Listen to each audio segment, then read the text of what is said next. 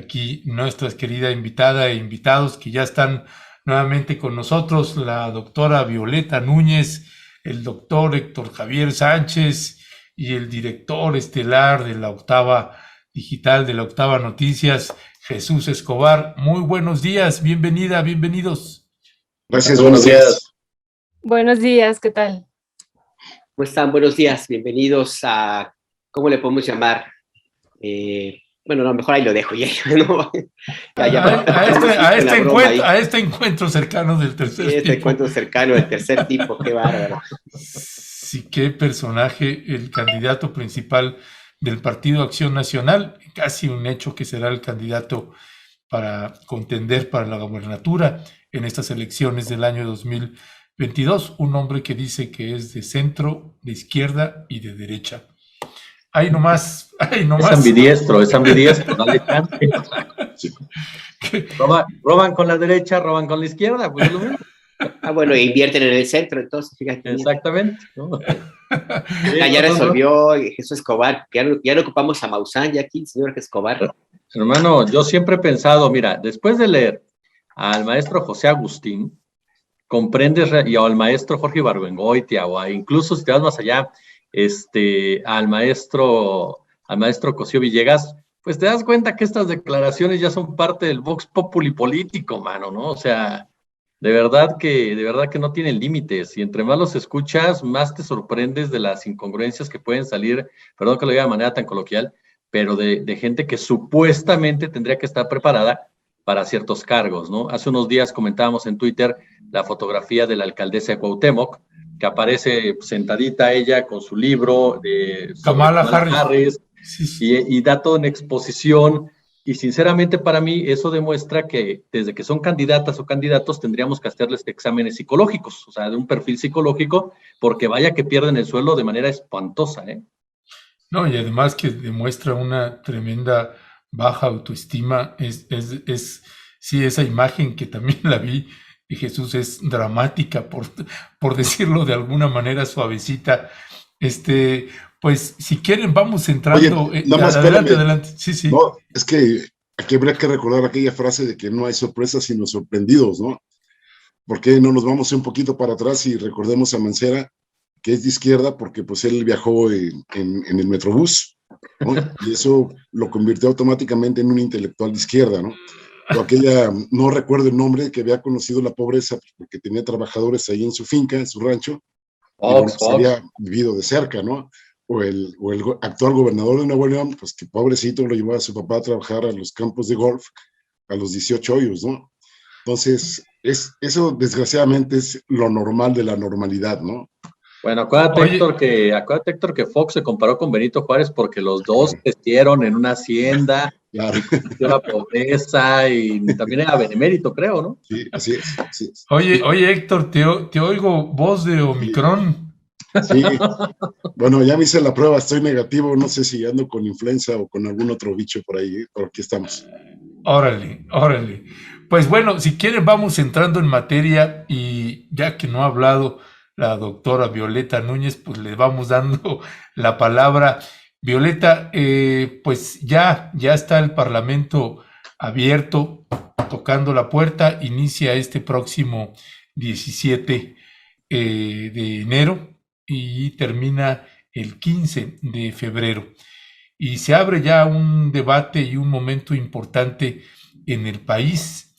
No sé qué tanto se va a decidir ahí o no, o será al viejo estilo, a la vieja usanza de los sombrerazos y garrotazos de un lado a otro, pero me parece que es un tiempo importante, un momento importante, esas exposiciones que además se ha anunciado que se van a televisar en el canal del Congreso, en algunos otros medios sin especificar quién o cómo está por ahí, posiblemente en medios públicos, ya veremos eso, además de redes sociales. Se ha anunciado también de que van a crear un micrositio, y me parece además que en tiempos del presidente López Obrador, pues hay un mayor interés de la población en centrarse, y no tiene que salir en las grandes televisoras, pero sí la gente está mucho más atenta a lo que vaya a pasar y las exposiciones.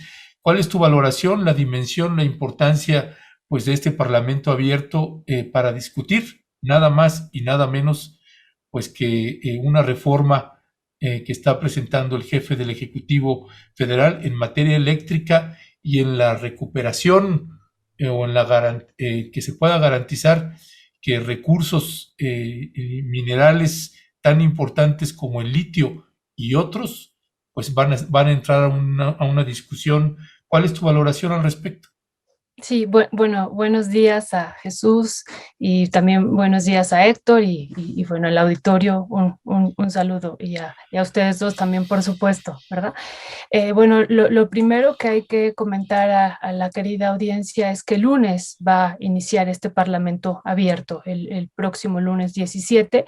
Están convocadas 5 o están llamadas 5 mesas, 19 foros, pues donde se van a discutir pues los resultados que ha habido de la reforma eléctrica de Peña Nieto desde el 2013, pues esta situación del Estado como el que va a ser el regulador y el garante y el que va a tener el dominio y control de esta energía, el proceso también de transición energética que estamos viviendo, pero una transición energética soberana que es planteada aquí, la constitucionalidad y legalidad de esta propuesta que ha hecho el presidente a la Cámara de Diputados, y bueno, fundamentalmente esos son los temas que se estarán discutiendo a lo largo de estos 19 foros que va a haber durante este mes, este próximo mes que tendremos. Y bueno, como tú señalas, se están planteando 3 pues, tipos de discusión. Uno que será un debate transmitido por el canal del Congreso. 2, también diálogos en la Junta de Coordinación Política. Y 3, este otro elemento que me parece fundamental, el debate que haya en las comisiones, ¿no? Dentro de las comisiones. Entonces, bueno, nada más eso para comentarlo, y pues yo invitaría también pues a todos las y los compañeros que nos siguen a que pues puedan revisar la iniciativa presidencial. Es muy, muy interesante, incluso en términos históricos, la exposición de motivos y la propuesta política, insisto, de esta soberanía energética en el marco de la transición energética soberana que se plantea aquí a nivel mundial que estamos por vivir. Eso sería como un primer momento. Y un segundo momento, pues estamos desde mi perspectiva por iniciar una batalla muy intensa, muy, muy intensa. No va a ser nada fácil. Por un lado, por ejemplo, tenemos el planteamiento del presidente de la Junta de Coordinación Política, ¿no?, de la Cámara de Diputados, Moreira, señalando que pues uno de los, entre otros, ¿no?, pero uno de los inconvenientes que ellos ven es esta situación de la nacionalización del litio y de los otros minerales en particular, ¿no? Pareciera que pues la industria minera se está moviendo. Ese es uno de los elementos que tenemos. Otro, el PAN, una parte del PAN, ¿no? Bueno, nos sorprendió Santiago Krill diciendo que estaba de acuerdo en una parte de la reforma, entre ellos la nacionalización del litio, pero bueno, ya también escuchamos a otra parte del PAN que se está moviendo de una manera importante, ¿no? Incluso están convocando a un foro para discutir la contrarreforma eléctrica y bueno, ellos hablan de que esto es un despropósito, que es una situación, será un fracaso, dicen, ¿no? Y pues realmente ellos llaman a moverse y pues detener esta situación que la consideran una barbaridad, así dicen, ¿no? Entonces, bueno, también vemos que retoman parte del argumento de la industria minera, de la Cámara Minera, y bueno, y por último diría lo que pasó el día de ayer, ¿no? Estos legisladores de Estados Unidos que envían una misiva a la subsecretaría de la Cámara de la Secretaría de Economía, perdón, de Comercio de Estados Unidos, México y Canadá, y ellos hablan de una violación intensa al TEMEC hablan de que esta reforma va a ser un retraso y que bloquearía arbitrariamente, así lo dicen en la misiva, la inversión estadounidense y la inversión privada a futuro, ¿no? Incluso yo creo que están pensando en el fin pues del gobierno de López Obrador, cuando ya se pueda volver a entregar concesiones, y entonces también cuestionan de por qué no se puede entregar concesiones mineras, ¿no? Y sobre todo en esto de que estaría violándose el Tratado de Libre Comercial en términos de la competencia y de la libre entrada de capitales privados a la industria minera en particular, ¿no? Entonces, bueno, vemos que estamos por iniciar una batalla fuerte, será intensa, y bueno, esperemos que este Parlamento abierto pues abone a la discusión realmente y que no se repitan, como decías tú, la historia de otros parlamentos abiertos que ha habido en la nación.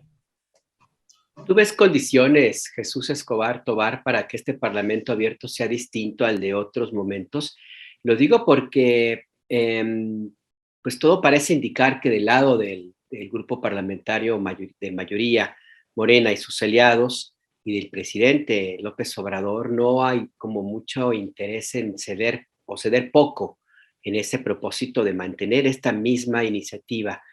Habrá matices, habrá temas que se puedan negociar, pero el fondo, la esencia se mantiene.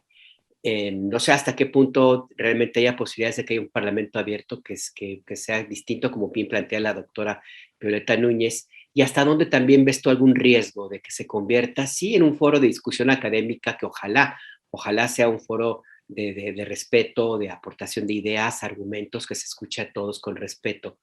Pero también si existe la posibilidad de que, dadas las condiciones de la oposición, en términos puramente electorales, lo quieren aprovechar para convertirlo en una ventana de estridencias. ¿Cómo ves tú este tema, Jesús? Pues mira, de entrada me parece que este Parlamento abierto va a quedar en un momento dado, no quiero decirle que un diálogo de sordos, porque sería descalificarlo de antemano, pero sí en una carta de buenas intenciones. ¿Por qué? Porque ni siquiera es vinculante. Es decir, no, el Parlamento abierto sobre la reforma eléctrica, pues no será vinculante, entonces es un llamado a misa. Y difícilmente el gobierno federal va a aceptar efectivamente modificar o cambiar sus planteamientos más allá de lo que ya el propio presidente de la República anunció en su conferencia de prensa cuando se le preguntó sobre ello, si estaba dispuesto a negociar la reforma eléctrica y qué puntos de la misma llevaría a cabo. Y López Obrador fue claro, él dijo, hay puntos en los que se puede discutir, pero el tema del litio, por ejemplo, no se va a mover. O sea, no nos vamos a mover de ahí, no nos vamos a mover de fortalecer a la Comisión Federal de Electricidad, no nos vamos a mover en torno al porcentaje de la iniciativa privada, que son, me parece, los puntos claves que han manejado varios grupos de la oposición. Como bien señala Violeta, hay un fondo político muy interesante en toda esta discusión que nos deja ver este Parlamento. Primero, las divisiones que existen, porque vaya que existen al interior del Partido Revolucionario Institucional, el PRI, que terminaría siendo el fiel de la balanza, y el propio Partido Acción Nacional. ¿Por qué existen estas divisiones? Es una cuestión de escarbarle ya un poco más. Hay diferencias. En el caso concreto del PAN, está el grupo, por supuesto, al que pertenece Santiago Krill Miranda, y está el grupo al que pertenece Damián Cepeda. Son dos grupos que están enfrentados incluso rumbo a la misma dirigencia nacional del PAN, rumbo a la candidatura presidencial del PAN, y que han discutido incluso relacionado con las candidaturas que se presentarán este año para las diversas gubernaturas, que según Marco Cortés pues van a perder todas, ¿no? Solamente Aguascalientes creo que es la que van a mantener. Aquí el punto es que esas divisiones en el PAN van a jugar en un momento dado a favor del gobierno de la República, si es que sabe sentarse a dialogar y sabe llegar a acuerdos con ese sector que comienza a separarse ya de una línea que en un principio parecía muy clara. Parecía que iban sobre el mismo rumbo en el Partido Acción Nacional y que el gran traidor, según sus propias palabras, iba a ser el PRI. No olvidemos que el propio Marco Cortés en su momento, Damián Cepeda, se me escapa ahorita el otro personaje que lo dijo, bueno, ahorita recuerdo, de Acción Nacional, abiertamente dijeron que si el PRI votaba a favor de la reforma eléctrica, Jorge Triana, que si el PRI votaba a favor de la reforma eléctrica, pues se acababa el PRIAN, reconociendo, por cierto, la existencia del PRIAN. pero aquí me parece que este Parlamento lo máximo que puede arrojar son recomendaciones académicas que pueden llegar a ser interesantes para que la sociedad se vaya formando una idea más clara de lo que es esta reforma eléctrica. De ahí a que vaya a tener un peso específico en la discusión de la misma, a mí me parece que no va a ser así. Me parece que el gobierno federal ya tiene muy claro qué va a negociar, qué no va a negociar y cómo se va a mover, y está más enfocado en convencer a priistas y panistas que estén de acuerdo con su postura o que consideren que pueden sacar algo para su beneficio personal y político, que realmente en tratar de modificar esta reforma. Ojalá de verdad, coincido contigo, Alberto, en que la misma pues dejara cuestiones escuchables, dejara cuestiones que nos permitieran aprender más de este sector, que se invitara a gente tan brillante como Violeta para que pudieran exponer a fondo y pudieran explicar a fondo lo que está sucediendo con este sector y lo que realmente le beneficiaría a las mayorías, porque realmente esa tendría que ser la discusión hoy por hoy de una reforma. Si se lleva a cabo una reforma en un gobierno que se dice la cuarta transformación y en una época en donde la oposición asegura que quiere regresar al poder porque están destruyendo el país, bueno, pues entonces tendríamos que escuchar de parte de los políticos y de sus asesores realmente lo mejor para las mayorías, qué es lo que le conviene a este país cuando hablamos de una reforma eléctrica, cuando hablamos de un manejo de sus minerales, cuando hablamos de un manejo de su electricidad, de sus combustibles, qué es lo que más le conviene a la mayoría de esta población y no solamente a pequeños grupos que lo han explotado. Ayer, por ejemplo, platicábamos en la octava con la gente de Sonora que se estaba quejando que después de muchísimos años siguen explotando una mina, una minera de Alberto Balleres y sigue sin pagarles o siguen cayendo a pesar de que hay una decisión jurídica a su favor. En fin, o sea, eso es lo más importante para mí, que una reforma eléctrica de verdad fuera enfocada a mejorar a las comunidades originarias, a que lo que se extraiga de la tierra beneficie a los que la están poblando y no solamente a buscar qué es lo que le conviene a la iniciativa privada en su conjunto o en su mayoría. Y aquí me parece que está la discusión de fondo. ¿Qué va a hacer ese sector del PRI? Porque también en el PRI, por supuesto, hay grupos muy claros que están a favor de esta reforma y otros que están completamente en contra. ¿Qué es lo que va a hacer el Revolucionario Institucional? ¿Hacia dónde se va a ir? Y, sobre todo, ¿qué va a hacer el Partido Acción Nacional con el caso de Santiago Krill? Pero también, ¿qué les va a ofrecer el gobierno federal para que puedan llegar a apoyar esta reforma? Para mí ese será el gran problema o el gran reto de este Parlamento, ¿no? Que al no ser vinculante, pues se puede convertir en una carta solamente de buenas intenciones con sus, como bien señalas, pues, ¿no? Ahí pintorescos, comentarios de los que nunca faltan, ¿no? Claro.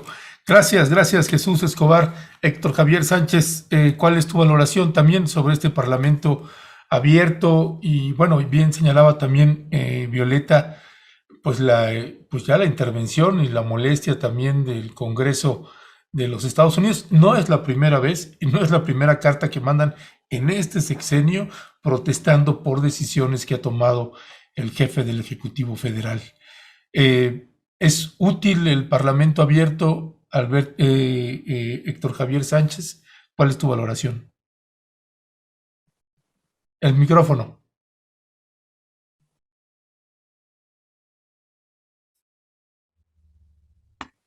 Sí, gracias. Coincido plenamente con lo que dijeron Jesús y Violeta. Me parece que estamos en un contexto muy especial, próximos a las elecciones. Entonces, también un contexto de confrontación que ahorita se está dando prácticamente en todos los ámbitos y en donde va a haber posiciones en algunas formas irreductibles, pero que justamente por las elecciones ahora me parece que es un punto a favor. Aquí me parece que lo importante va a ser quién gana la pelea mediática en algunos puntos. Obviamente, la discusión que se tiene desde la oposición, de los costos que plantea la reforma energética, en los costos en que va a haber falta de inversión en México, ya se hablaba, por ejemplo, de la fuga de capitales que ha habido en este sexenio, obviamente las protestas que ha tenido Estados Unidos, que ya se sumó Canadá en algunas de ellas, y las próximas que puede haber dentro del contexto del TEMEC, también obviamente la discusión que se tiene entre energías limpias contra las energías sucias. Por ejemplo, se ha dado mucho el argumento de que este sexenio o este gobierno va en contra de las energías limpias, que estamos apostándole a retroceder no sé cuántos cientos de años, así lo manejan algunos de ellos, pero por otra parte, este gobierno pues maneja la cuestión de la privatización, ¿no? Hace poco estábamos analizando el informe mundial que se tiene en cuanto a iniquidades de ganancias, de riquezas, y es brutal, pero de verdad brutal la distribución que se tiene en términos de desigualdad de lo que gana el 1% de la población, digamos, los recursos que tienen entre el 1 y el 10%, y los que tienen, o lo poco que tienen, el 10% que está abajo. Por ejemplo, si mal no recuerdo, mientras la gente de arriba tiene una ganancia más o menos de 6 millones en promedio al año, la gente de abajo no solo tiene ganancias, sino tiene pérdidas. Es decir, la mayoría de la población, en vez de tener algún activo, pues eminentemente tiene pasivos, es decir, deudas por todos lados. Entonces, aquí habría que ver cómo se en este sentido, cómo podría apoyar, digamos, a disminuir esa desigualdad. También me parece que otro punto que tendrían que apoyarse es la falta de control que tendría el Estado si seguimos en el camino de la privatización. Habría que ver, por ejemplo, el caso de España, el caso mismo de Estados Unidos, el caso de Canadá, el caso de Inglaterra, en donde, pues, por ejemplo, llegan muchas crónicas desde Madrid, desde España, donde la gente con menos recursos, pues ya se está alumbrando literalmente con velas, porque no pueden pagar ya el costo que están teniendo en términos energéticos, ¿no? Y otro aspecto que me parece que tendría que ver en estos sentidos, por un lado, el de la contaminación, qué tanto efectivamente tenemos en México la energía eólica, qué tanto esa energía eólica está beneficiando a las comunidades en donde se están poniendo estos parques, porque también hay obviamente decenas de protestas, de denuncias, de que la gente de ahí no ha recibido beneficio alguno y que únicamente pues han sido, perdón, utilizados por parte de ahora sí que por parte de esta serie de empresarios que únicamente han pues beneficiado sus ganancias y obviamente a la población no le han dado prácticamente nada. Yo también estoy de acuerdo que estos ejercicios de parlamentos abiertos, yo tampoco le veo mucha perspectiva, si acaso que nos permitan a los que están interesados en este tema, documentarnos más en los pros y contras de este tipo de procesos. Insisto, entonces, el único punto que yo le veo bueno es que vienen las elecciones y de aquí podríamos agarrar argumentos, ojalá los tome la 4T, ojalá tome los argumentos no solo en términos mediáticos, sino también para corregir aquellas fallas que también las tienen en este gobierno. Siempre es una oportunidad para escuchar posiciones que luego es difícil como periodista encontrarlas, y ese puede ser un elemento importante de este Parlamento abierto. No sé, doctora Violeta Núñez, si quiere comentar algo más sobre este punto. Pasamos al siguiente, que tiene que ver con esta propuesta que hizo el gobierno federal en esta semana al Instituto Nacional Electoral para que revise su presupuesto, sus gastos y aplique la austeridad republicana. El INE dijo básicamente que no. Inclusive el consejero Ciro Murayama, en un tono pues bastante fuerte, para no ponerle más adjetivos, dijo que el gobierno no manda en el INE. Y pues empieza ya esta polémica sobre si se va a realizar y de qué manera la revocación de mandato. Estos dos puntos, si quiere comentar algo más sobre el Parlamento abierto, la reforma eléctrica, el litio, y también su opinión sobre esa polémica, doctora, sobre los recursos al INE. Sí, nada más cerrar con esta parte de la convocatoria que hace la Junta de Coordinación Política. Y bueno, creo que a diferencia de otros parlamentos abiertos, bueno, a mí me llama mucho la atención la forma en cómo está la convocatoria.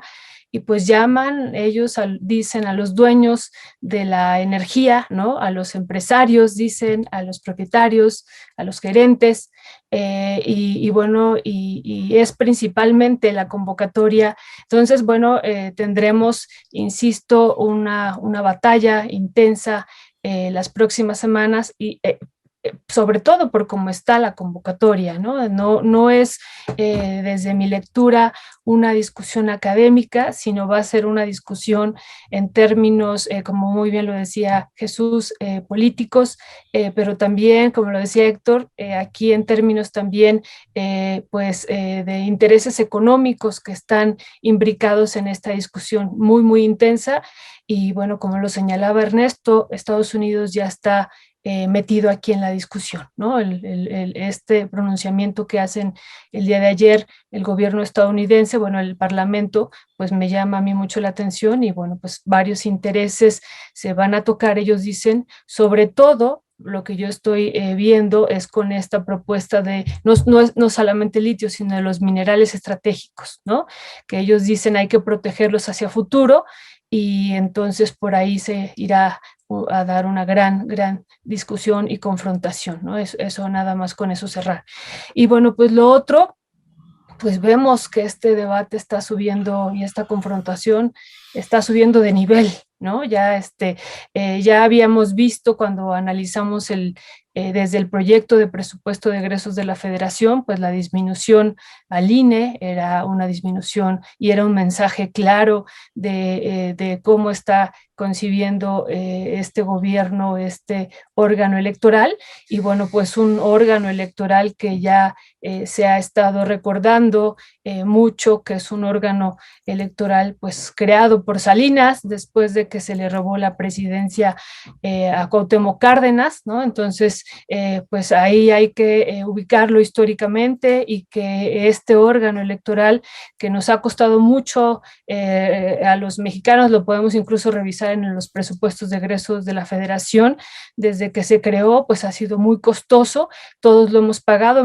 estos grandes lujos que han estado señalando una y otra vez ya diversos analistas y en varios medios de comunicación.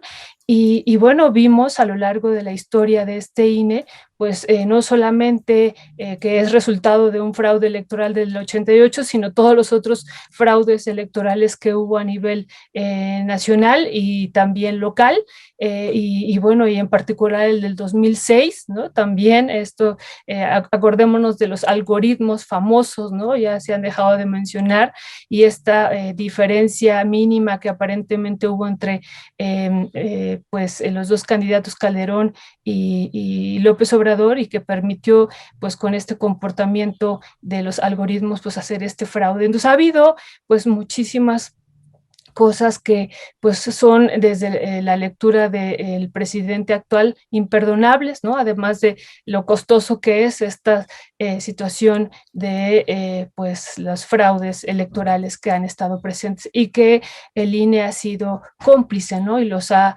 permitido y ha sido parte de ellos, ¿no? También recordemos recientemente pues lo que ocurrió en el Estado de México, ¿no?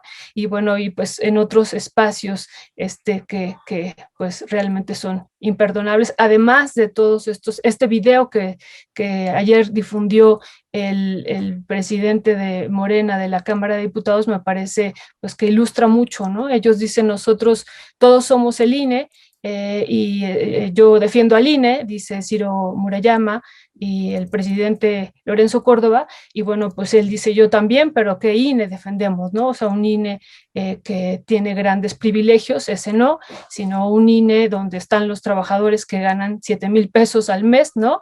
Frente a sus más de 260,000 pesos y sus 300,000 pesos de aguinaldo que se llevaron, ¿no? Entonces ese es el INE que no defendemos, y con todos los privilegios que menciona él en este interesante video.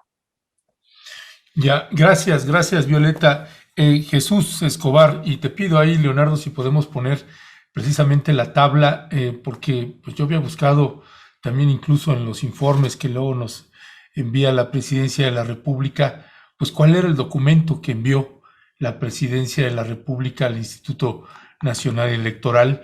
No lo hallé en los reportes que nos envía Presidencia de la República a los medios de comunicación, pero precisamente con este tuit que publicó Ciro Murayama, que usted ve las rayas, está ahí rayado ahí con color anaranjado, eso lo hizo Ciro Murayama, porque él lo que le llama la atención o critica o protesta es que el documento señala de que estas medidas de ahorro que está proponiendo, pues que el documento habla de personal operativo y sindicalizado, cuando dice pues en el INE no hay sindicato.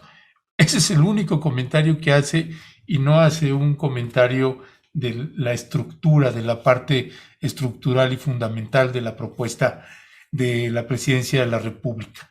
La reducción, y con base al documento que usted está viendo a cuadro, aplicación de un nuevo tabulador de sueldos y salarios brutos para los servidores públicos y de enlace. Hay una propuesta de 130 millones de pesos, y estamos hablando, dice, se consideraron 1,336 plazas de director de área a presidente y consejero sujetas a reducción. También habla del bono por apoyo en elecciones, con esto que le llaman ajuste a estímulos al personal, esos estímulos tan extraños que hay luego en algunas dependencias de 150 millones, seguro de gastos médicos mayores, que pues está proponiendo lo que ha propuesto o lo que ha hecho en otras dependencias, la cancelación del seguro de gastos médicos mayores, que es increíble que todavía siga en el INE, así como también la cancelación del seguro de separación individualizada, con un total de 718 millones de pesos. ¿Qué decir, Jesús Escobar, sobre esta propuesta y la respuesta de Lorenzo Córdoba, que dice no tienen ni idea de lo que están hablando? Fíjate que para mí, mi querido Ernesto, está muy claro y coincido con lo que mencionaba hace un momento Violeta, que ya escaló este conflicto. Es un enfrentamiento incluso personal entre un grupo del INE, particularmente Lorenzo Córdoba, Ciro Murayama, que son las cabezas visibles, el presidente de la República. Ciro Murayama no se comporta como un consejero, se comporta como un comunicador, como un analista, como un crítico de la Cuarta Transformación, y olvida precisamente que no es su papel estar cayendo en declaraciones, incluso me parece hasta fuera de lugar. Este plan de austeridad que presenta el gobierno federal, podemos debatirlo, y coincido que en algunos puntos le salen mal las cuentas, eso sí me queda claro, y que es un plan de austeridad más político que otra cosa. El gobierno federal está haciendo política. Ahora, esto no quiere decir que sea nocivo, a final de cuentas, ni quiere decir que esté mal. Tú puedes hacer política con la finalidad de conseguir una reducción de cierto presupuesto y la austeridad que tanto estás exigiendo para que se lleve a cabo precisamente la revocación de mandato. A mí lo que me brinca mucho son las respuestas. Por ejemplo, Ciro Murayama dice, aquí no manda el gobierno federal, punto. Es decir, ya me estoy cerrando completamente a cualquier negociación, a cualquier discusión, a cualquier posibilidad de entender que sí gastas mucho dinero, maestro. O sea, perdóname, ya no es una cuestión solamente de que el gobierno federal te lo diga. El INE es extremadamente caro y reconocido por gente también del Instituto Nacional Electoral. Ahorita mencionabas un dato que a mí, yo creo que ahí tendrías que copiarlo un poco, Ernesto, para apoyar al vikingo, ¿no? Los estímulos al personal, porque yo no ubico empresas que estimulen hacia el personal y que me digan en dónde para irme a trabajar ahí, mano, porque son unas cantidades que ojalá sí fuera, pero tristemente solamente se da en muy pocos lugares, y uno de ellos es el Instituto Nacional Electoral, que aparte de todo, no sabemos bien a bien cómo se manejan esos recursos, es decir, nos dicen, es para esto, pero no sabemos a fondo cómo se están manejando. Y esto es necesario para saber a favor o en contra, incluso de las cabezas del INE. A mí me parece que ya se cayó, ya no en una discusión de ver cómo llevamos a cabo la revocación de mandato, porque es algo que se tiene que llevar a cabo y hacerlo bien y hacerlo correcto con las posibilidades que tenemos, sino que ya se cayó en una situación de que a mí no me vas a decir qué hacer. A mí no me vas a decir qué hacer ni cómo hacerlo. Así de claro. Ayer mi adorada Luisa Cantú platicaba con esta Carla Humphrey, la consejera electoral, y Carla Humphrey decía algo muy interesante que aparte lo ha venido repitiendo. Es momento también de que nosotros nos pongamos a ver cómo podemos ahorrar al momento de llevar a cabo elecciones. No tenerle miedo a la tecnología, por ejemplo, decía Carla Humphrey. No tenerle miedo a tomar decisiones que permitan abaratar los costos sin que esto quiera decir que vas a caer en una elección fraudulenta o que se va a perder la confianza por parte de la ciudadanía. Me parece que ya estamos en un punto de inflexión en donde el INE debe de entender que sí tiene mucho dinero, que sí se gasta demasiado dinero y que en una sociedad como esta tiene que ser mucho más empático con el mexicano y la mexicana a pie. Y no quiero ser dogmático, pero mi gran pregunta es, más allá del círculo rojo, más allá de Twitter, más allá del círculo académico, ¿qué piensa realmente la mayoría del mexicano y de la mexicana en torno a esta discusión? ¿Qué piensa? Porque, ojo, aquí también quiero ser muy claro, y se los comento a todos y a todas, por supuesto. Una cosa es este grupo de Córdoba, de Murayama, y otra cosa es el INE como instituto, que también tenemos que discutirlo por ahí. Hay gente valiosa en el INE, por supuesto, y mucha, ¿no? Aquí el punto es que se está cayendo en defender los privilegios o en defender las formas, las maneras de un grupo que de plano ya cayó también en la negación total y en la confrontación netamente política. el INE requiere de verdad una mayor transparencia y un mejor manejo de recursos. ¿Para qué? Para que no sea tan costoso. Ya el argumento de que somos costosos porque somos tramposos, me parece que tenemos que analizarlo de otra manera y dejarlo ya de lado, ¿no? Entonces, a mí me parece que ya se cayó mucho en eso, y para mí, desde hace rato, por ejemplo, si le vamos a poner nombre y apellido, Ciro Murayama y Lorenzo Córdoba cruzaron completamente la línea del papel que deben de estar desempeñando. Y es que pareciera, Héctor Javier, que hay una insistencia de irse por la tangente, básicamente, porque al momento en que el debate, la respuesta que más predomina y que más han destacado los medios tradicionales, algunos sobre todo adversarios del presidente López Obrador, es esta respuesta banal de que, bueno, puede tener cierta razón y habría que revisar el documento enviado por Hacienda, pero no deja de ser algo menor. Tratar de concentrar la discusión ahora mismo sobre una propuesta de recorte de gastos que se resistió a hacer el INE y que ahora lo hizo el gobierno federal, a una situación como de que nos piden que reduzcamos, que no afectemos a los sindicalizados cuando no hay sindicato, me parece que es como tratar de desviar la discusión sobre el tema que es, me parece, insisto, creo, es el más importante. ¿Quiere o no quiere una parte del Consejo del INE cumplir con la ley y llevar a cabo el proceso de revocación de mandato? Está obligado legalmente, pero hay que ver también el otro lado del tema, y es lo que te quiero pedir una evaluación, Héctor Javier. Saben perfectamente que el presidente López Obrador saldrá muy fortalecido de este ejercicio democrático. Las encuestas señalan que el 70% de los electores respaldan el ejercicio del presidente de la República y quieren que continúe en el cargo. Para López Obrador sería una nueva elección o sería un relanzamiento de su figura como presidente, pues, de su figura política, y eso a los opositores no les caería nada bien este proceso, y por eso se han opuesto de esta manera tan abierta, tan contundente. Ciro Murayama, Lorenzo Córdoba y otros consejeros ya están de este lado. ¿Cómo ves tú este tema? ¿Habría que analizar también las implicaciones políticas? Es que ese es el punto, ¿eh? Es que ese es el punto precisamente, ¿no? Ahora que Jesús hablaba de que hay 2 cines, yo diría que hay 3 cines, ¿no? Uno que no vemos, que digamos que es la mano que mece la cuna, que es precisamente a raíz de este ejercicio de revocación de mandato. Pues sí, López Obrador tiene todas las de ganar, y por supuesto eso va a fortalecer mucho lo que habríamos hablado en algún momento de que al tercer año supuestamente de cada sexenio empezaba el declive del poder presidencial. Este ejercicio de revocación de mandato sin duda, digamos, va a ponerlo en una meseta y le va a dar todavía un cierto margen de tiempo a López Obrador para seguir haciendo, digamos, las cosas que pretende hacer en ese gobierno, y ahí me parece que está el punto de inflexión. Y obviamente, pues ya sabemos quiénes son estos actores, ¿no? Ese, digamos, sería el INE tras bambalinas, ¿no? Luego estarían los otros 2 cines que ya los mencionaban. Por un lado, pues el de la élite, el que gana muchísimo. Bueno, nada más algunas de las cosas que ahora tomo a bote pronto, pues los 262 asesores que tienen, 262 asesores, es una barbaridad, ¿no? Y sobre todo viendo las ganancias que ellos tienen, ¿no? Salarios que van desde 96,000, por ejemplo, los que tiene Lorenzo Córdoba, que si mal no recuerdo tiene 11. Creo que de sus asesores el que menos gana anda en 75,000 pesos, es decir, salen en un rango muy amplio.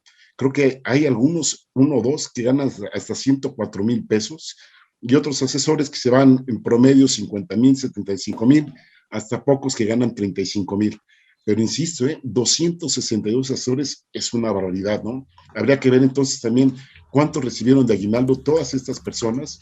Por ejemplo, los 2 consejeros principales arriba de 300,000 pesos, cuando el grueso de los trabajadores del INE, si mal no recuerdo, también anduvieron por los 11,000 o 12,000 pesos de aguinaldo, es decir, diferencias muy, muy grandes, ¿no? Están también los 3,500 pesos de gasolina que tienen mensual, los casi 12,000 pesos mensuales que tienen para alimentación los consejeros. Y bueno, pues ya mencionaba Ernesto, el seguro de gastos médicos mayores. Por ejemplo, yo trabajo aquí en el Colegio de la Frontera Sur. Este seguro de gastos médicos mayores nosotros lo teníamos también hace muchos años.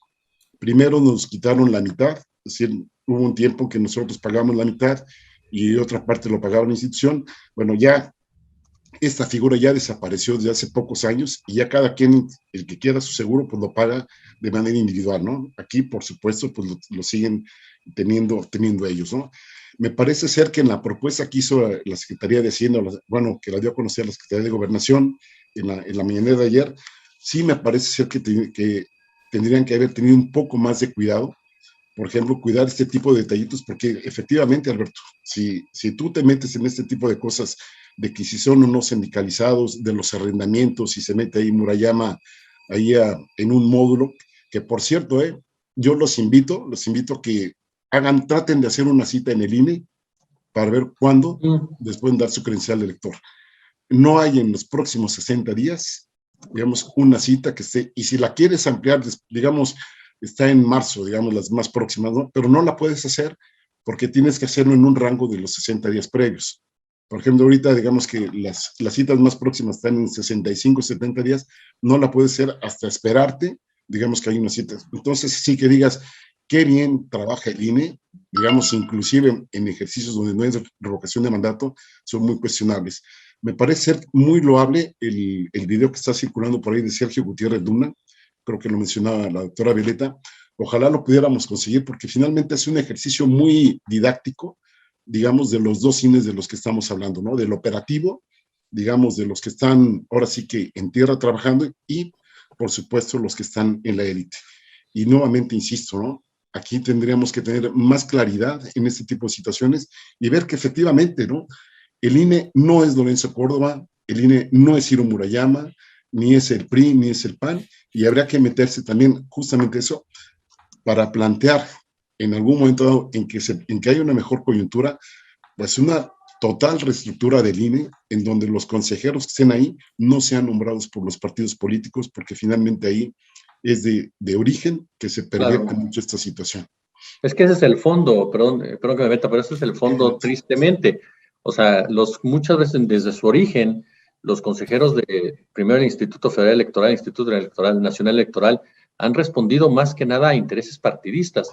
Es cierto, ese IFE de José Goldenberg, Lujambio y demás, que puso las multas históricas al PRI y demás, pero caray, te topas, por ejemplo, el de Leonardo Valdés Zurita era una, perdón que lo diga así, pero era una chunga. Esa era, no tenía ni congruencia. El de Luis Carlos Ugalde era cuate del Bester Gordillo. Y lo que bien señalas, Héctor, completamente, si no se modifica, si no se acaba con las cuotas y los cuates, pues vamos a seguir entrampados en esa discusión en donde la autoridad electoral, lejos de tratar de responderle a los ciudadanos y ciudadanas, va a responderle a los intereses del partido político que los puso, o más grave todavía, de la iniciativa privada que los puso, porque hoy por hoy vivimos con empresarios que también tienen relación política con varios consejeros y también utilizan partidos políticos para impulsar la carrera de consejeros. Sí. Y eso se vuelve todavía más peligroso, ¿no? Sí, finalmente son sus cabilderos, Jesús, ¿no? Así es. Y ahí están. ¿No? Y pues mira, hablando ahorita a propósito de lo que señalas, Jesús Escobar, pues ahí están manifestándose el quien otrora era Pepe Wonderful, pues ya no quedó nada de eso. Ahora José Goldenberg, Luis Carlos Ugalde y Marco Antonio Baños, 3 ex consejeros, 2 ex consejeros presidentes, pues miren nada más en las declaraciones en las que esto termina. Y yo quisiera, digo, si pasamos al otro tema, ahorita pasamos también el tema de Citigroup, pero nada más sobre este punto, Violeta, en este combo que tenemos para este año 2022, 1, la revocación de mandato, 2, este debate del Parlamento abierto y la definición que vaya a haber sobre esta propuesta de reforma en materia eléctrica y recursos naturales, minerales, particularmente el litio, pero no solamente el litio, y el proceso electoral, donde pues hay una disputa de 6 gubernaturas. ¿Qué peso darle a este año 2022 en este combo que me parece, desde mi punto de vista, pues muy, muy importante, y que me parece que este 22 pues sí puede marcar un rumbo para arriba o para abajo del gobierno del presidente Andrés Manuel López Obrador? Totalmente de acuerdo, Ernesto. Este año es muy, muy importante, importantísimo, porque también lo que decían hace rato tanto Héctor como Jesús, por ejemplo, esta división que hay dentro del PRI en torno a apoyar la reforma eléctrica, pues también está pensada en el proceso electoral, ¿no? O sea, ellos saben que si no la aprueban en algún sentido, ¿no? Pues van a tener repercusiones muy serias también a nivel electoral y también lo están valorando desde esa perspectiva, ¿no?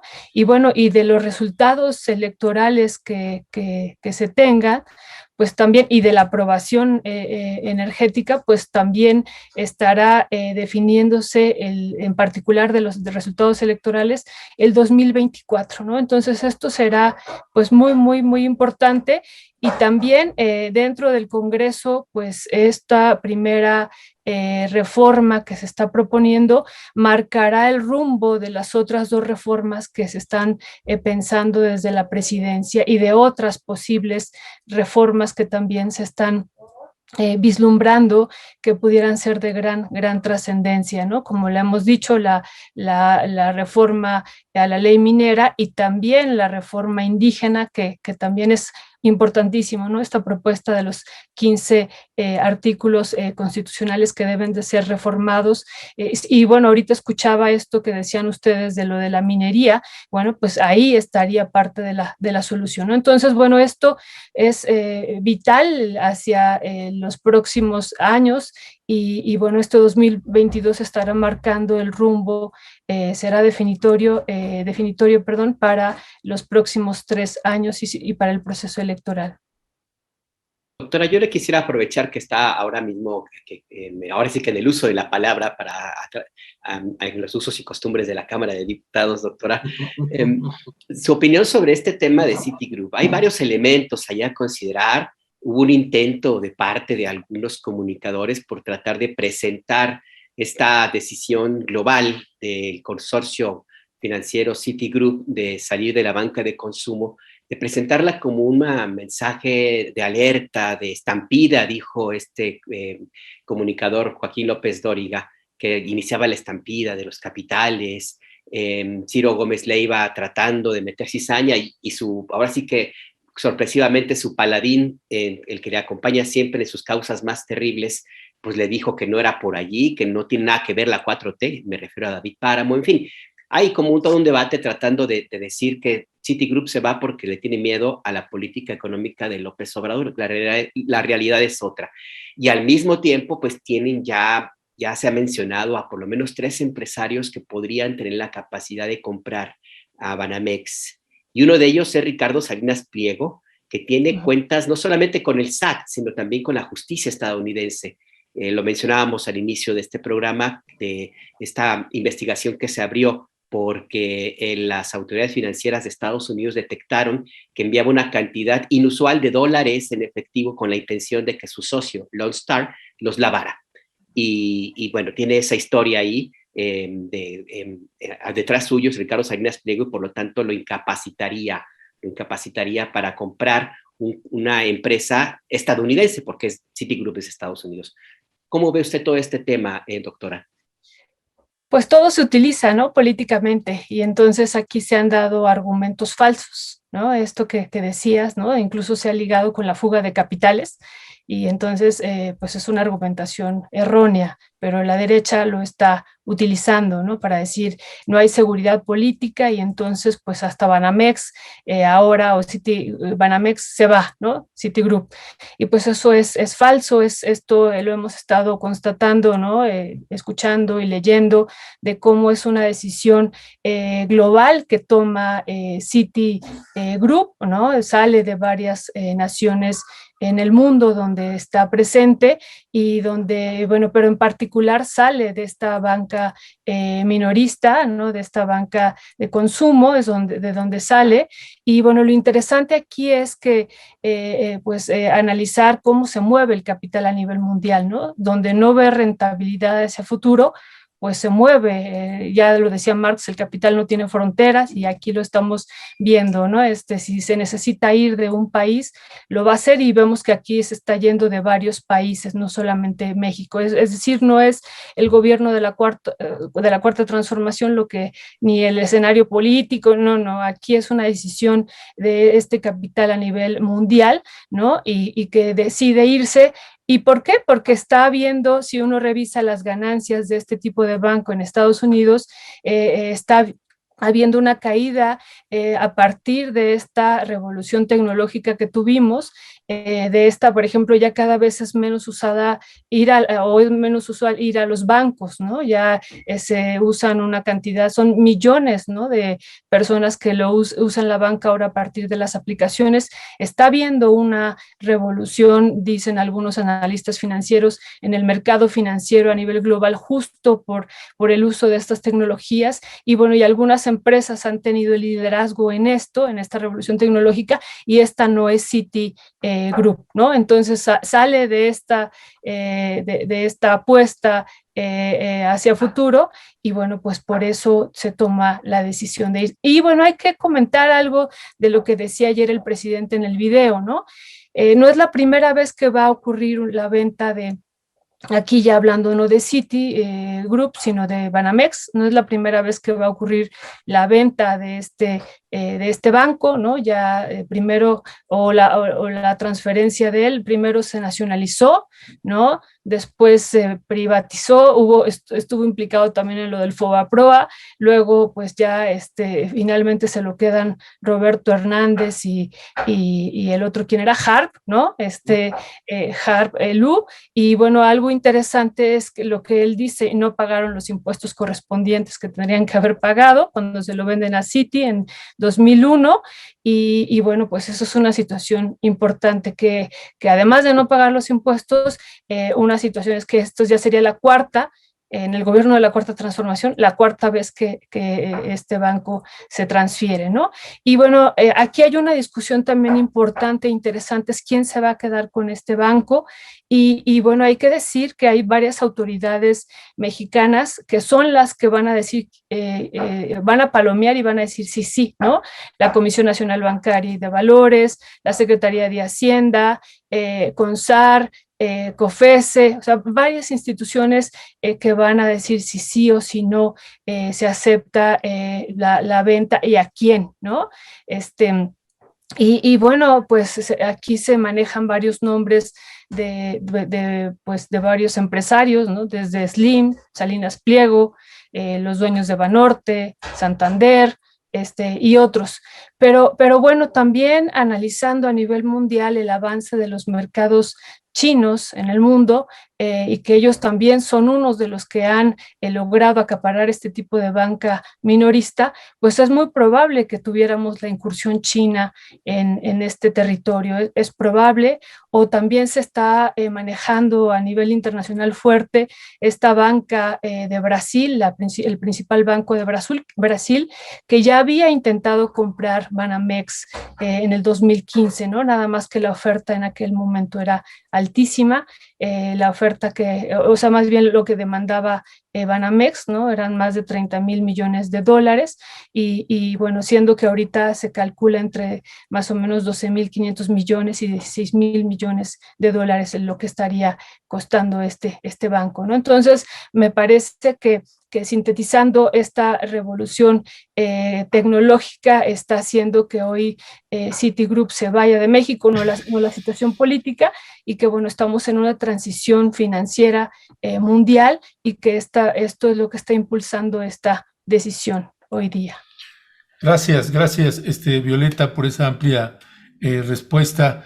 Jesús Escobar, el presidente Andrés Manuel López Obrador, pues planteó además pues que no solamente es de México, como bien señalaba ahorita Violeta, sino que también de China, también salieron de Brasil, también salieron de Argentina, de la India, de Colombia. Es un proceso, es una tendencia además global. JP Morgan, esta banca privada, también salió el año pasado. Grupo Santander también está anunciando el mismo procedimiento, ya dieron, parece ser, un primer paso. van a dar el segundo, y es una tendencia global de las bancas privadas donde se están enfocando más en donde están los sectores más poderosos económicamente hablando para ellos. ¿Cuál es tu valoración sobre esta decisión que está tomando Citigroup? Un lado ya tenemos la infodemia y estas campañas de tratar de generar un susto a la población, a inversionistas, tratar de golpear nuevamente a este gobierno de López Obrador. Pero tu valoración, ¿es bueno? ¿Es malo para el país? ¿Cómo leerlo? Pues mira, de entrada, por supuesto, como bien señalas, es algo que se está llevando, y lo mencionaba bien Violeta, son medidas que se están llevando a nivel global. No es un asunto que atañe directamente a México, exclusivamente a México, y las consecuencias las tendrán que enfrentar los países en donde se están llevando a cabo estas operaciones. Ahora, sobre el tema de la infodemia, solamente recordar parte de lo que venía en ese comunicado que firmó Jane Fraser, quien es la directora de Citigroup, que dice: México es un mercado prioritario para Citi, eso no va a cambiar, anticipamos que México será un destino muy importante de inversión global y de flujos comerciales en los siguientes años, y tenemos confianza en la trayectoria del país. Bueno, a mí me parece que Joaquín López Dóriga, o Ciro Gómez Leiva, o Carlos Mota y demás, o no saben leer o tienen problemas de comprensión de lectura, ¿no? Porque desde que tú escuchas o lees esto, pues te das cuenta que no tiene absolutamente nada que ver el gobierno, que queda más que claro, y ellos caen precisamente en esta agenda de golpear por golpear, de minimizar, de exagerar por exagerar, y de tratar simplemente de desestabilizar a una administración. ¿Por qué? Porque les pagan para ello. Eso me queda el odio embrutece, mi querido Jesús, no hay que olvidarlo. Efectivamente, y te ciega, ¿no? Te ciega totalmente, y hemos visto muchas veces cómo reaccionan en Twitter a un comentario y sueltan o publican cosas que no son ciertas. Digo, López Dóriga, que en alguna ocasión alguien lo llamaba teacher, se atrevió un día a decir que había un narcotraficante apuntándole al presidente cuando era un miembro de la policía comunitaria, pero en fin, a lo que voy es eso, es realmente ya caímos, ni siquiera, como bien señalabas, Ernesto, de la infodemia, pero son intereses, son gente que lo hace con una finalidad, con un interés que es claro y que está perfectamente financiado, eso en el manejo de los medios de comunicación, y es ahí donde la gente debe de darse cuenta y debe saber distinguir. No se trata de proteger a la Cuarta Transformación, no se trata de que no haya críticas a la Cuarta Transformación, por Dios. Tú, precisamente, Alberto, son dos personas muy críticas de la Cuarta Transformación, ya han lanzado críticas al gobierno federal.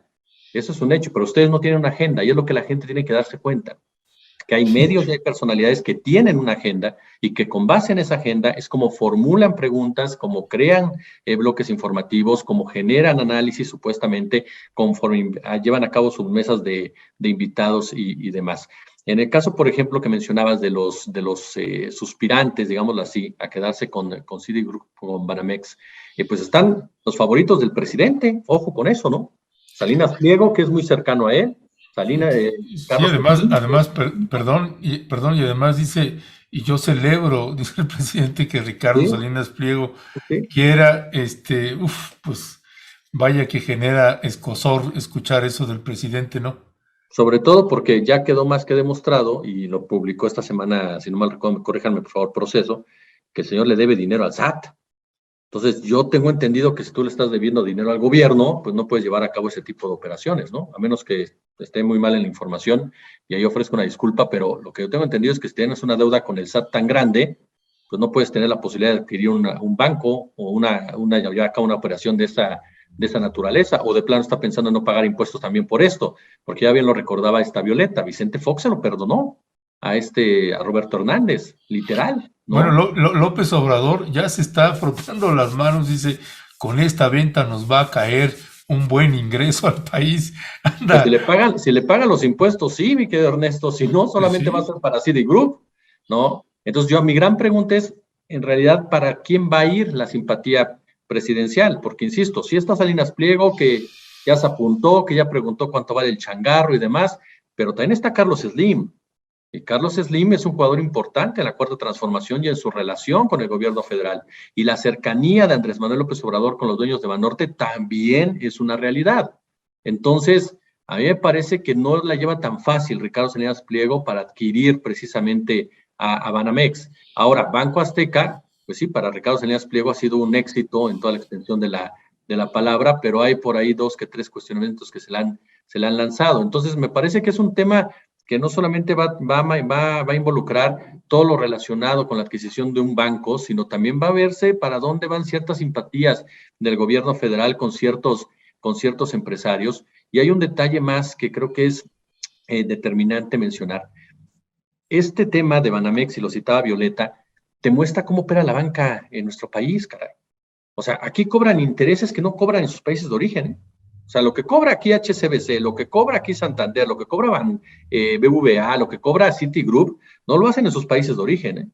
O sea, aquí cobran y operan de una manera, perdón, pero totalmente, se me fue, perdóname, la edad, draconiana. O sea, totalmente. No, es eso que dices también en los cajeros que vas a Oye, retirar y te 30 quieren cobrar. pesos. Sí, y te ofrecen pagar un seguro que Así es. garantice tu retiro de ese Así es. momento. Sí, Así es. O sea, operan de una manera que no operan en sus lugares de origen. ¿Por qué? Porque aquí nadie les exige, porque aquí nadie les demanda, porque después del FOBAPROA hicieron y deshicieron, llevaron a cabo, se acuerdan perfectamente, no lo que fue la nacionalización de la banca con José López Portillo, después vendieron todos los bancos, no vimos ganancia alguna, posteriormente se fueron a manos extranjeras y hacen de verdad lo que les viene en gana. Entonces me parece que este caso de Banamex, desde el tema del que no paga impuestos, ahora con todo lo que están hablando de los empresarios interesados, te muestra cómo opera la banca en México, muy protegida por autoridades desde hace muchísimo tiempo y en perjuicio, nuevamente, de quienes están en un momento dado teniendo relación continua con ellos, que son los ciudadanos. Nada más recordar el famoso anatocismo, ¿no? Claro. Que te cobran los intereses sobre intereses. Sí. El margen de intermediación de la banca mexicana es vulgar, brutal, ofensivo. La tasa de interés entre lo que te da por una inversión y lo que te cobra por un crédito es enorme. O sea, México es una mina de oro para todos los bancos. Mi querido Héctor Javier, ¿cómo ves tú este tema? Aquí el asunto de la participación de Ricardo Salinas Pliego, yo sigo pensando que habría que revisarlo con pinzas, con cuidado, como todo lo que sea.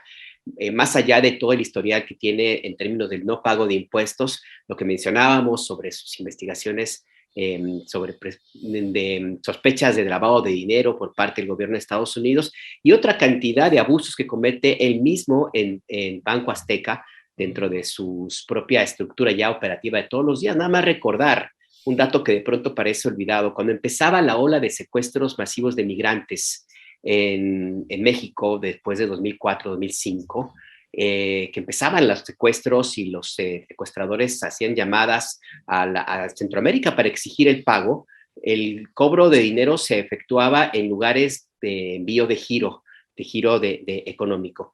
Y curiosamente, las redes de Electra y TV Azteca empezaron a crecer en nuevas sucursales en la misma ruta donde se cobraban las extorsiones por secuestro de inmigrantes. Ahí está. En su momento se denunció, nunca pasó nada, pero es una muestra de cómo este tipo de situaciones oscuras están detrás de este personaje tan pintoresco, tan reprobable en su práctica de ser empresario en México, en fin. ¿Pero qué piensas tú de esto, Héctor Javier? Sí, tienen toda la razón, ¿no? La verdad es que sabemos quienes nos preguntamos qué le podría deber el presidente López Obrador a este empresario, que bueno, le han perdonado muchas cosas y declaraciones muy fuertes, ¿no? Yo me acuerdo aquella cuando dijo que él no iba a pagar impuestos hasta que sus fresas, bueno, ya no quiero decir groserías, pero ahí la dejo. Y nada más comentar 2 cosas, ¿no? Recuerden que también nombró un cuarto empresario, que es Javier Garza Calderón, de Grupo Regiomontanos, en donde pues ahí yo creo que donde hay amenazas, pues López Obrador a veces tiene la habilidad de convertirlas en oportunidades, ¿no? Y esta situación de la infodemia que ya hablaban, me recordó mucho a cómo trataron de manejar la inflación aquí en México. Tenemos una inflación efectivamente que se ha dado en niveles no vistos en muchos años, pero ninguno de los comentaristas o como quieran llamarles, que analistas excelsos que tiene la televisión en ciertos medios mexicanos, pues nadie mencionaba que en Estados Unidos también estaban igual o peor y que hay un desabasto brutal, no solo en términos de servicios, sino de bienes, ¿no? Bueno, las fotografías en algunos supermercados donde hay muy poca mercancía por la inflación, porque pues no hay, no solo niveles de inflación muy altos, sino que además no las hay, pues esa muy poca gente las comenta, ¿no? Entonces sí es un rollo aquí de luchas de poderes. Me parece ser que López Obrador en esta coyuntura haya una oportunidad de decir, pues venga y vamos a mexicanizar más la banca, y me parece ser que no habría que descartar a Javier García Calderón, y también, al igual que hablábamos hace rato del INE, pues también habrá que meter una reestructura, ¿no?, a las ganancias de los bancos aquí. Ya ha habido varias iniciativas que las han hecho para atrás, y me parece ser que mientras esto no vaya en serio, lo van a seguir siendo para atrás, o mientras no tengamos una infraestructura que nos pueda defender un poquito más, ¿no? Porque finalmente estos bancos, dado que son extranjeros, pues finalmente van al papá gobierno, el papá gobierno presiona al nuestro, y ahí se acabaron las amenazas que pudieran tener. Pero efectivamente, ¿no? Banamex, Santander, Bancomer, bueno, el BBVA, más de la mitad de sus ganancias son exclusivamente de aquí, de nuestro país. Y a nosotros, pues, que nos lleve un perro, ¿no? Porque finalmente la Comisión Mexicana de Bolsa de Valores, que supuestamente tendría que regular, finalmente, pues es la regulada por parte de estas instituciones financieras. Ya, pues mi queridísima Violeta Núñez, mi queridísimo Héctor Javier, mi queridísimo Jesús Escobar, muchísimas gracias. Nada más quiero hacer un anuncio ahorita de una nota de último momento, felicitando en un tuit de la Cancillería, enhorabuena al canciller Marcelo Ebrard y al gobierno de México, pues que se ganó. Persona del año, ¿no? No, que se ganó se ganó el juicio que tenía también, parece ser, sobre el control de armas, esta disputa que hay ahí. Vamos a ver si es cierto o no el dato que están circulando. Vamos a verificarlo bien. Hay que revisar, porque entiendo que más bien fue elegido Marcelo Ebrard como persona del año por la Asociación para el Control de Armas de Estados Unidos. El juicio apenas empezaría con su primera audiencia en creo que ni siquiera es este mes, pero sí habrá que revisarlo. Porque lo están seleccionando. Ya está, dice, reconocimiento a México y al gobierno que encabeza el presidente Andrés Manuel López Obrador, respaldo a la estrategia por construir la paz en México. Y es pues casi paradójico que se le dé este premio a el Arms Control Association. Pues vamos a ver, me parece también que podría tener ahí una incidencia importante en este pleito que hay contra pues los fabricantes de armas que tiene el gobierno de México. Vamos a ver qué sucede ahí. Por lo pronto, pues Jesús, Héctor, Violeta, muchísimas gracias. Una mesa, por cierto, muy celebrada, muy aplaudida. Así que gracias otra vez, que tengan una linda tarde y un extraordinario fin de semana. Gracias, Gracias, Héctor. Gracias, Jesús. Hasta luego, Jesús. El doctor Víctor Martínez anotó para los tacos, ¿eh? Así es que pues ya estás. ¿Cuáles tacos? Ahora sí, recuérdame cuáles de todos. Quedó el año pasado esa idea, invitación a los tacos ricos ya, ahí. Ya está. Ya hay un invitado más. Conocí un lugar donde se come bien rico, Alberto, hace unos días. ¿Dónde? Se llama Tierra. eso. Pues hagan todos somos Jesús Escobar. No se hable más. Híjole, esto del INE se pega, eso de salirse por la tangente se pega. Está bien, pues. Cuídense. Un fuerte abrazo. Ustedes dicen, y los tacos ahí están. Yo ya les dije, de mi parte, sin duda. Doctora, está invitada, Héctor Javier. Muchas Todos gracias. están invitados. Para ir a México a comer tacos. Perfecto. ¿Cuándo vienes, Héctor? Pues, cuando concreten lo de los tacos, ahí voy para allá. Y recuerda, Leonardo, fecha ustedes que son los de la agenda ocupada, man. Claro. Y recuerda, Leonardo, muy bien, que el que los debe es Ernesto. Ándale, mijate. Yo ya me puse al corriente con Jesús. ¿Sí? Mira, y come solo, y uno por acá. Ahora sí que, ¿tú por qué? ¿Y tú por qué? Pues si él es el que le había dicho ese otro nombre del innombrable, pero no lo voy a volver a mencionar. Les mando un fuerte abrazo a los tres. Gracias. Igual. Nos vemos la próxima. Bye. Hasta luego.